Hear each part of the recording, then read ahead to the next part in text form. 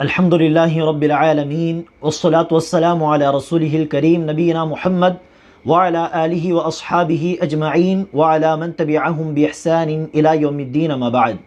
मोहतरम हज़रात और ख़वातीन, आज के दर्स में हम इंशाअल्लाह मौज़ों पर मसह करने के मसाइल, सॉक्स वग़ैरह पर मसह करने के मसाइल इंशाअल्लाह देखने वाले हैं।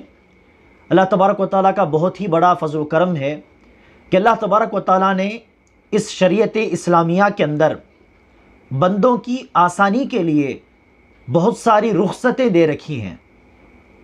दीगर शरीयतों के मुकाबले में अल्लाह तबारक व तआला ने इस आखिरी शरीयत को आसान बनाया। ये अल्लाह तबारक व तआला का फ़ज़ल है, करम है। तो अल्लाह तबारक व तआला ने इस शरीयत के अंदर जो आसानियाँ पैदा की, उनमें से एक आसानी ये है, रुख़सतों में से एक रुख़सत ये है कि वज़ू करते हुए पैरों को धोने के बजाय अगर किसी ने मोज़े पहने हों, किसी ने सॉक्स पहने हों, तो ऐसी सूरत में पैरों को धोने के बजाय पैरों पर, सॉक्स पर मसह कर लेना, मोज़ों पर मसह कर लेना, ये एक रुख़सत है, एक आसानी है। जिस तरह गीले हाथों से हम सर का मसह करते हैं, उस तरह किसी ने मोज़े पहने हों, सॉक्स पहने हों, तो सॉक्स निकाल के पैरों को धोना ज़रूरी नहीं, बल्कि सॉक्स के ऊपर, मोज़ों के ऊपर गीले हाथ से एक बार मसह कर लिया जाए, इतना काफ़ी है। ख़ासतौर पर आज हम देखते हैं बहुत सारी कंपनियों में सॉक्स पहनना, फिर शू पहन कर जाना यह ज़रूरी है, पाबंदी होती है। तो ऐसी सूरत में उन कंपनियों में काम करने वाले लोग नमाज के लिए जब जाएंगे, उनके लिए सॉक्स निकाल कर पैरों को धोना ज़रूरी नहीं, बल्कि सॉक्स के ऊपर से वो मसह कर लेंगे तो काफ़ी है। तो ज़रा सोचिए कि कितनी आसानी है इसमें। हर नमाज के लिए जब वज़ू करते हैं, उस वक्त सॉक्स का निकालना, फिर पैरों का धोना अगर ज़रूरी हो जाए, तो ख़ास तौर पर ऐसे लोगों के लिए ये वाकई दुश्वारी की बात है। तो अल्लाह तबारक व तआला का फ़ज़ल है, करम है कि अल्लाह ने ऐसी रुख़सतें हमको अता की हैं। तो मौज़ों पर मसह करने के ताल्लुक़ से सबसे पहली बात ये याद रख लें कि मौज़ों पर मसह के ताल्लुक़ से 40 से ज़ायद सहाबाए किराम ने हदीसें रिवायत की। 40 से ज़ायद सहाबाए किराम ने मौज़ों पर मसह के ताल्लुक़ से हदीसें रिवायत की हैं। लेकिन शिया राफिज़ा हैं कि ये लोग मौज़ों पर मसह का इनकार करते हैं, कहते हैं कि मौज़ों पर मसह का इस्लाम से कोई ताल्लुक़ नहीं, ऐसा कोई मसला है ही नहीं। जबकि हम देखते हैं कि अहादीस की किताबों के अंदर 40 से ज़ायद सहाबाए किराम ने मौज़ों के ताल्लुक़ से अहादीस को रिवायत किया। तो इस बात में कोई शक की गुंजाइश ही नहीं हो सकती कि मौज़ों पर मसह करना शरीयत के अंदर ये मसला बयान है या नहीं, इस तरह शक की गुंजाइश नहीं। तो आइए अब हम मौज़ों पर मसह के ताल्लुक़ से मसाइल देखते हैं। सबसे पहले मौज़ों पर मसह करने के लिए क्या शराइत हैं, कंडीशंस क्या हैं। सबसे पहली कंडीशन ये है कि वज़ू की हालत में, तहारत की हालत में मोज़े पहने हों, सॉक्स पहने हों, ये पहली कंडीशन। मिसाल के तौर पर समझिए कि किसी ने बग़ैर वज़ू के सॉक्स पहन लिया और कहीं रवाना हो गए, निकल गए। अब जब नमाज का वक्त आएगा, वज़ू करेंगे, तो क्या उस वक्त मौज़ों पर मसह करना जायज़ है? नहीं, जायज़ नहीं, क्योंकि वज़ू के बग़ैर उन्होंने मोज़े पहने थे।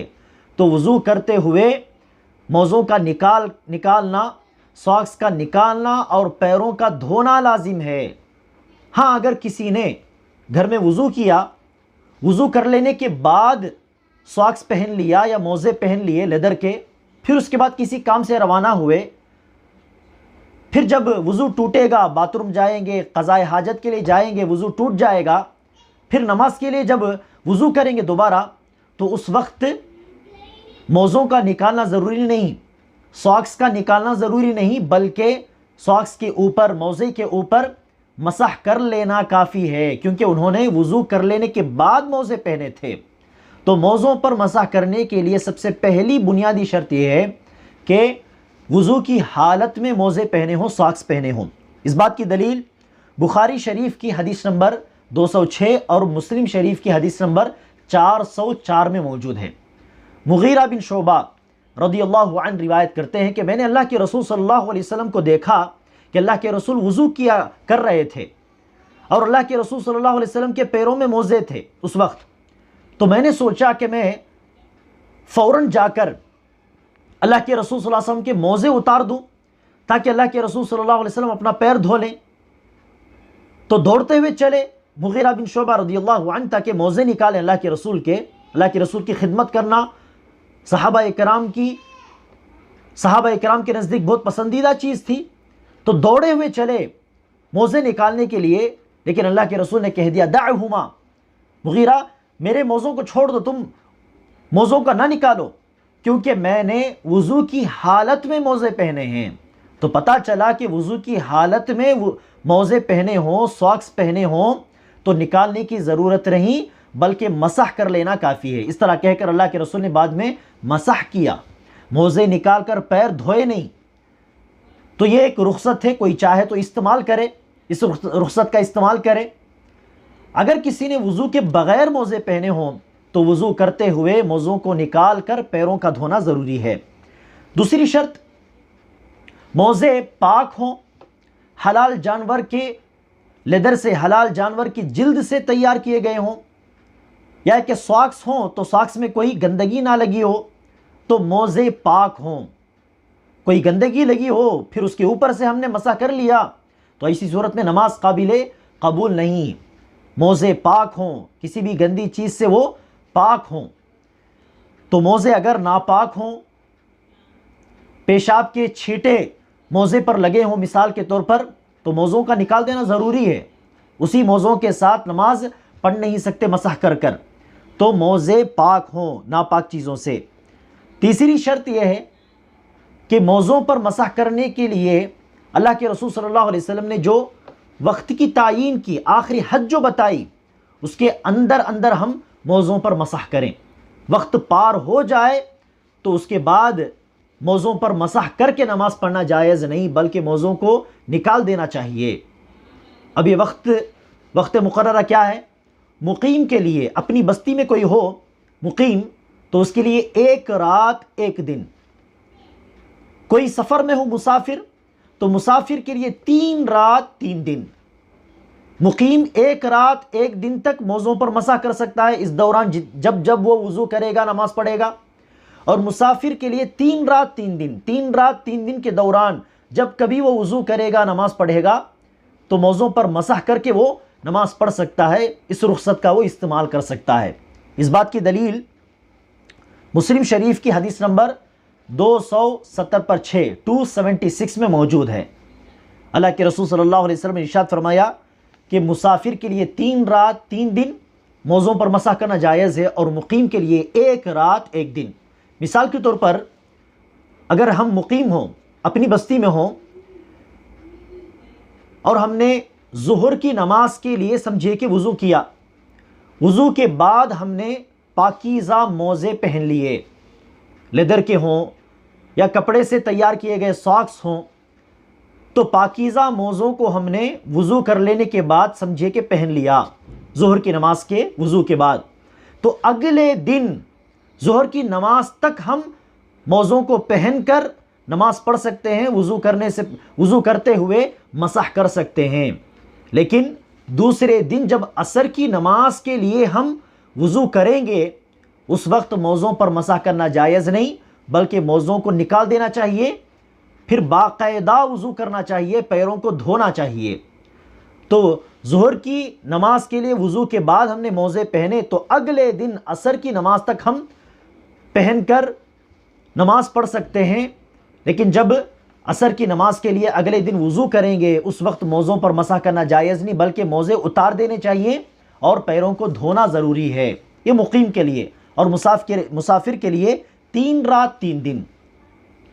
तो ये 3 शराइत हुए मोज़ों पर मसह करने के लिए। पहली शर्त यह है कि मोज़ों को वज़ू की हालत में पहना हो।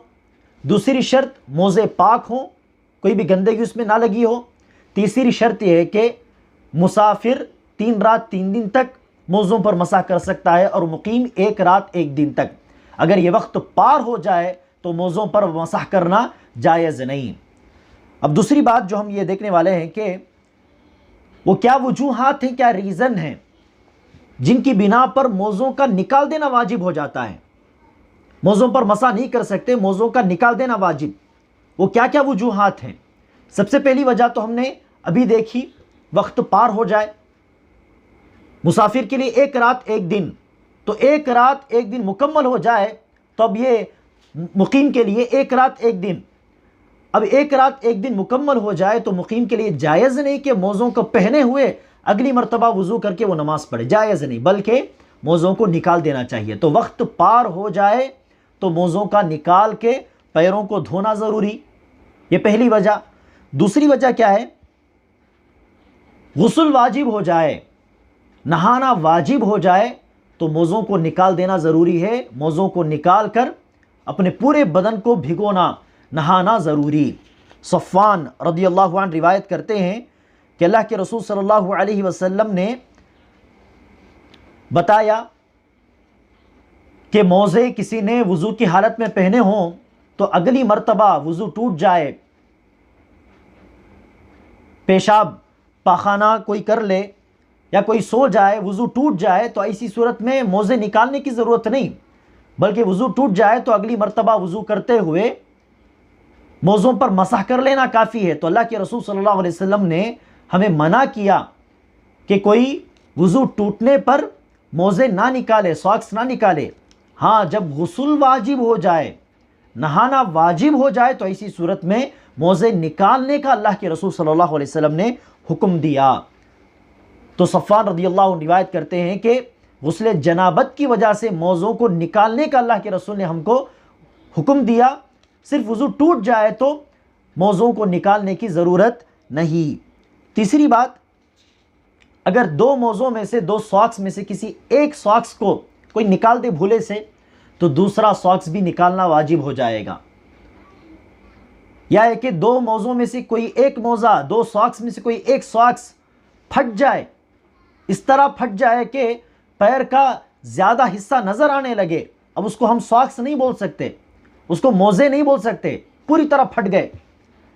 छोटे छोटे होल्स हों तो कोई मसला नहीं, लेकिन इतना बड़ा हिस्सा फट गया कि पैर का एक बड़ा हिस्सा नज़र आ रहा है, तो ऐसी सूरत में दोनों मोज़ों का निकाल देना ज़रूरी हो जाएगा। गरचे कि एक रात एक दिन मुकम्मल ना हुआ हो तो उसके दौरान ही गुस्ल वाजिब हो जाए तो मोज़ों का निकालना ज़रूरी।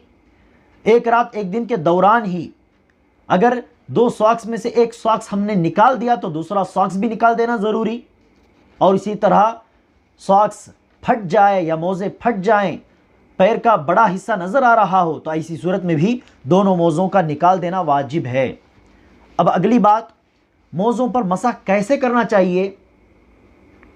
मोज़ों पर मसाह का मतलब यह है कि गीले हाथ से मोज़ों के ऊपर, सॉक्स के ऊपर एक मर्तबा मसाह किया जाए, एक मर्तबा हाथ फेर दिया जाए, इतना काफ़ी है।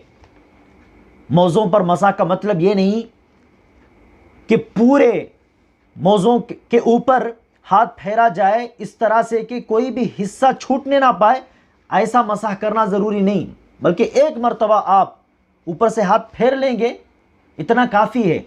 पूरी तरह जिस तरह वज़ू करते हुए वज़ू के आज़ा का पूरी तरह भिगोना ज़रूरी है, उस तरह मसाह के अंदर ये कंडीशन नहीं है, शर्त नहीं है कि मसाह करते हुए पूरे आज़ा पर आप हाथ फेरें, ये ज़रूरी नहीं। तो मसाह करते हुए समझिए कि पैर है, तो पैर के ऊपरी हिस्से में इस तरह मसाह कर लेना काफ़ी है। इस तरह भी, यहाँ भी हाथ फेरना ज़रूरी, यहाँ भी हाथ फेरना ज़रूरी, फिर इस तरह भी हाथ फेरना ज़रूरी, ऐसा करना ज़रूरी नहीं, बल्कि सिर्फ ऊपरी हिस्से में एक मर्तबा इस तरह हाथ फेर लिया जाए, ये काफ़ी है। तो पूरे पैर में हाथ फेरना ज़रूरी नहीं, और इसी तरह मोज़ों के नीचे भी मसाह करना ज़रूरी नहीं, बल्कि मोज़ों के ऊपर मसाह करना ही अल्लाह के रसूल सल्लल्लाहु अलैहि वसल्लम ने हमको सिखाया है। तो मोज़ों पर मसाह का मतलब यह है कि मोज़ों के ऊपरी हिस्से में मसाह किया जाए, और ऊपरी हिस्से में भी इस तरह सामने एक मर्तबा मसाह कर लिया जाए, काफ़ी है। साइड में दाएं जानिब बाएं जानिब पूरी तरह हाथ फेरना, इस तरह से कि कोई जगह छूटने ना पाए, इस तरह अल्लाह के रसूल सल्लल्लाहु अलैहि वसल्लम ने हमको मसाह करना नहीं सिखाया।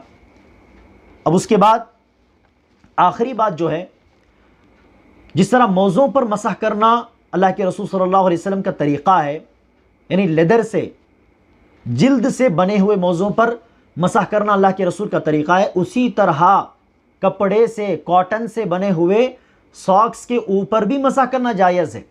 अब बाज़ हज़रात ये समझते हैं कि मौज़ों पर मसह करना जायज़ है। अल्लाह के रसूल ने मौज़ों पर, यानी लेदर से तैयार किए गए मौज़ों पर अल्लाह के रसूल ने मसह किया, सॉक्स के ऊपर मसह करना जायज़ नहीं। कपड़े से, कॉटन से बनाए गए सॉक्स पर मसह करना जायज़ नहीं, इस तरह बाज़ लोग कहते हैं, जबकि सॉक्स के ऊपर भी मसह करना जायज़ है। सहाबाए किराम से मरवी है, जैसे कि मुगीरा बिन शुअबा रज़ियल्लाहु अन्हु रिवायत करते हैं, ये तिरमिज़ी की हदीस नंबर 99 कि अल्लाह के रसूल सल्लल्लाहु अलैहि वसल्लम ने कपड़े से तैयार किए गए सॉक्स पर भी, जिसको जौरबैन कहा जाता है, अल्लाह के रसूल ने कपड़े से बनाए हुए सॉक्स पर भी मसह किया है, और शू पर भी, जूतों पर भी अल्लाह के रसूल सल्लल्लाहु अलैहि वसल्लम ने एक मरतबा मसह किया है। ये बात तिरमिज़ी की हदीस नंबर 99 में, अबू दाऊद की हदीस नंबर 147 में मौजूद है। और इसी तरह सहाबाए किराम से इब्ने मसऊद, बरा बिन आज़िब, अनस रज़ियल्लाहु अन्हु, अबू उमामा, इन तमाम से भी सॉक्स पर मसह करना भी मरवी है, कपड़े से तैयार किए गए मौज़ों पर। और इनके बरखिलाफ किसी सहाबी से यह बात मनक़ूल नहीं कि कपड़ों से तैयार किए गए मौज़ों पर सॉक्स पर मसह करना जायज़ नहीं, इस तरह की बात किसी सहाबी से मनक़ूल नहीं। पता चला कि तमाम इस बात पर मुत्तफ़िक़ हैं, तो सॉक्स पर भी मसह करना जायज़ है। इसी तरह मर्द हजरात अगर सर पर इमामा पहने हो तो इमामे पर मसह करना भी जायज़ है।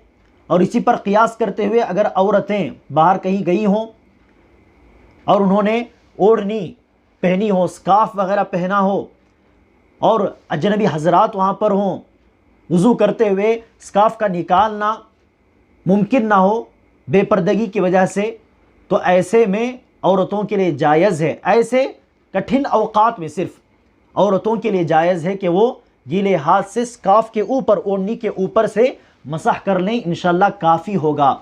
इस बात की दलील मुस्लिम शरीफ की हदीस नंबर 275, जिसके अंदर आया है कि अल्लाह के रसूल सल्लल्लाहु अलैहि वसल्लम ने खिमार के ऊपर भी मसह किया है।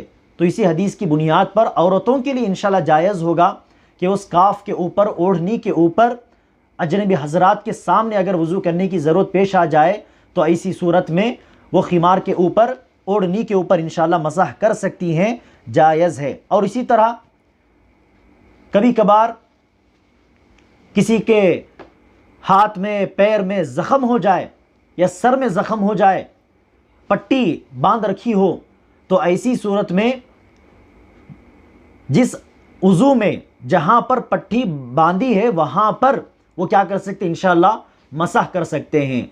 मिसाल के तौर पर किसी के पैर में पट्टी लगी हो, समझिए कि दाएं पैर में, अब वो चेहरा धोए, हाथ धोए, दाएं पैर में चूंकि पट्टी लगी है वहाँ पर वो मसह कर ले, बाएं पैर में चूंकि पट्टी नहीं, वो बायां पैर वो धो ले, तो जहाँ पर पट्टी लगी है वहाँ पर इंशाअल्लाह मसह कर लेने से वज़ू मुकम्मल हो जाएगा। इंशाअल्लाह क़ियास के ज़रिए इस मसले को बहुत सारे उलमा जायज़ करार देते हैं, गरचे डायरेक्ट कोई हदीस हमको ऐसी सही हदीस नहीं मिलती कि जिसमें इस बात की दलील मौजूद हो कि पट्टी पर भी मसह कर लेने से इंशाअल्लाह वज़ू मुकम्मल हो जाएगा। लेकिन जब हम देखते हैं कि शरीयत ने मौज़ों पर मसह करने को जायज़ करार दिया, इमामा पहना हो किसी मर्द ने या किसी औरत ने ओढ़नी पहन रखी हो, अजनबी हजरात के सामने वो मसह नहीं कर, सर पर मसह नहीं कर सकती, तो ऐसी सूरत में ओढ़नी के ऊपर, खिमार के ऊपर मसह करना जायज़ है। जब इन तमाम चीज़ों में शरीयत ने आसानी पैदा की है, रुख्सत दे रखी है, तो ऐसी सूरत में पट्टी लगी हो तो ये तो उससे भी बड़ी मजबूरी हुई। सॉक्स भी कभी कभार हम निकाल कर पैर धो सकते हैं, लेकिन वहाँ पर शरीयत ने रुख्सत दे रखी है, तो ऐसी सूरत में पट्टी का निकाल कर धोना तो मुमकिन ही नहीं, बहुत दुश्वार है। तो ऐसी सूरत में इंशाअल्लाह पट्टी लगी हो तो पट्टी के ऊपर मसह कर लेने से इंशाअल्लाह वज़ू मुकम्मल हो जाएगा। अल्लाह तबारक व तआला से दुआ है कि अल्लाह तबारक व तआला हम तमाम को मसाइल की रोशनी में, शरई अहकाम की रोशनी में हर काम करने की